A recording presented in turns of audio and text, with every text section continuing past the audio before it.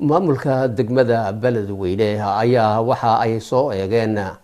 xaaladeeda caafimaad haweeney Soomaaliyeed oo kufsi iyo jirdil loogu geystay meel aan ka fogeyn magaalada Beledweyne markale faafahinta warkaas magaalada Beledweyne waxa nooga soo diray Maxamed Khadar gudoomiyaha degmada Beledweyne ee dowlad goboleedka Hirshabelle Maxamed Axmed Ibraahim ayaa maanta waxa uu kormeeray haweeney kufsi iyo jirdil loogu geystay duleedka magaalada Beledweyne oo ku jirta isbitaalka guud ee magaalada Beledweyne gudoomiyaha ayaa waxa uu haweeneyda oo qaliin lagu sameeyay qaybaha kala duwan ee jirkeeda oo ay ugu daran tahay caloosha ayaa waxa uu ka wareystay xaaladeeda iyadoona ay ka muuqatay inuu hayo xanuun daran gudoomiyaha degmada Beledweyne ayaa waxa uu sheegay inay ka xun yihiin falkan aan hore uga dhicin gudaha magaalada Beledweyne isagoo sheegay in tikraamkooda ay ka qayb qaadan doonaan waxyaabaha looga hortagayo dhibaatada noocan ah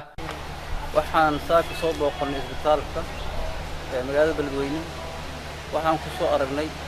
islaan gacan ka gardaran ay dishay toorey caloosha ka geliyay aad iyo aad u dhibaataysan ayaan ku soo booqanay waa ilaahay maadiis haddana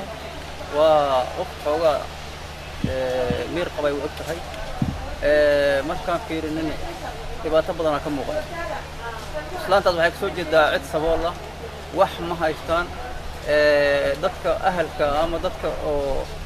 deeq bixiyaasha ama dadka wax sadaqaysta waxaan u sheegaynaa inay gacan gargaar ka geystaan oo ay u maciinaan qaliin daba in gashaalo rabaa qaliinkan mid kale in gashaalo rabaa in loo maciinaan rabnaa ilaahay idmo annagana waxaan isku dhabar jibinaynaa inaan soo qabano dambiilihii geystay dambigaas waa ku raad joognaa inaan soo qabano cadaalad hor keennane ilaahay idinkiis waa rajaynaynaa waxaan u baaqaynaa dal iyo dibadba in loo maciino masaakiintaas aan waxba haysanin caloosha ay garab taallo waa in loo maciino in isu naxariisto waa markaan isu naxariisanane ayaa la helayaa naxariista ilaahay inaan isu naxariisto bukaanka oo isbitaalka yaallo in loo naxariista ayaan farayaa ummadda reer Beledweyne ninkii dibadda jiro qurbi joogto ganacsatada waxaan faraa maamulka waxaan faraa dadka bukaanka ah ee aad u liitay